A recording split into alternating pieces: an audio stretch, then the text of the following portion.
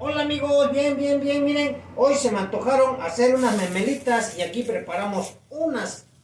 cositas así bien ricas, mira, ahí estamos improvisando, pero vamos a desayunar, vamos a merecer, así que estamos preparando unas memelitas, aquí unas tipo banderas, aquí mira, se ve que están bien ricas, es más, les va a dar envidia, saben a chicharrón, huelen a chicharrón, pero son de perro, ok,